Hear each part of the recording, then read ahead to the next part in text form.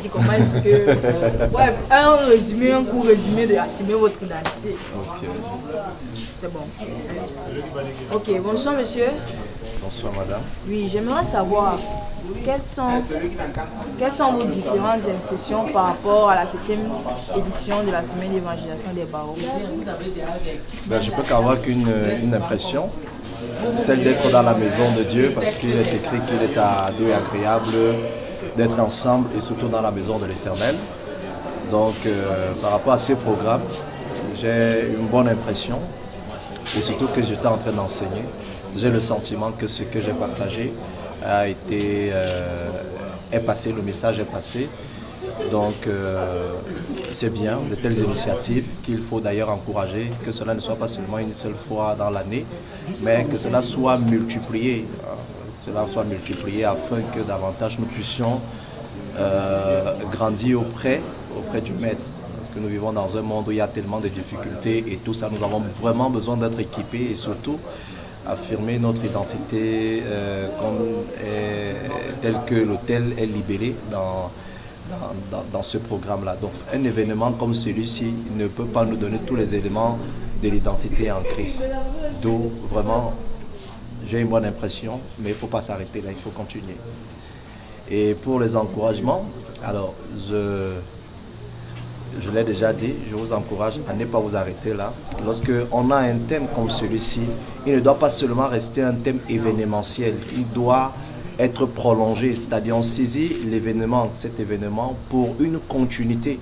Parce que parler de l'identité, on peut passer 365 jours sur 365 jours à parler de l'identité sans se répéter.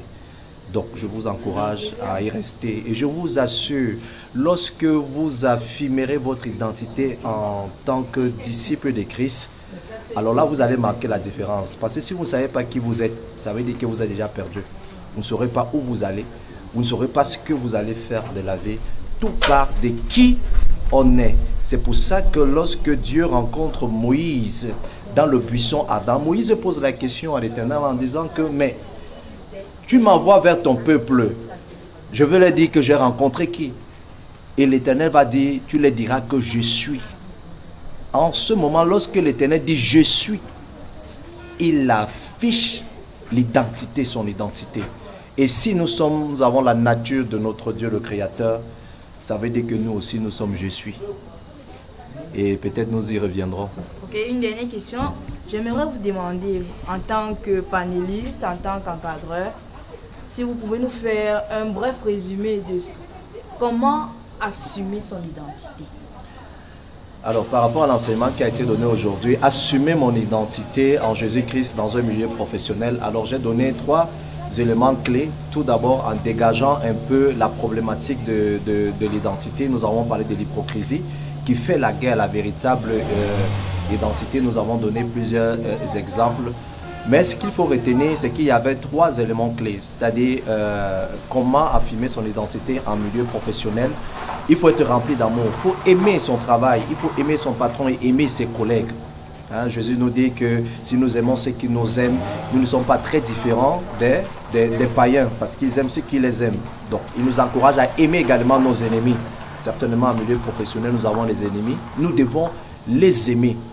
C'est cette dimension de l'amour qui nous donnera vraiment cette identité de Christ dans le milieu professionnel. Le deuxième élément, c'était l'excellence. Jésus dit, si on vous demande de faire 1000, faites-en 2000. Vous avez la capacité. Ne vous plaignez pas en disant que non, c'est toujours moi et tout ça. Parce qu'on sait que vous êtes chrétien, vous avez Christ en vous, vous avez la force. Vous êtes la lumière, vous devez diriger un certain nombre de choses. Donc vous avez la capacité de faire les choses d'une manière extraordinaire. La Bible dit dans le livre de Daniel, chapitre 1, verset 20, que Daniel avait un esprit supérieur. Il était 10 fois supérieur que les magiciens, les satrapes et tout ça. Peut-être vous travaillez dans un milieu où il y a des francs-maçons, des rosicruciens et tout ça. Vous avez l'esprit supérieur, l'esprit de Christ qui est en vous. Et ça, c'est la dimension de l'excellence. Et le dernier point, c'était l'intégrité.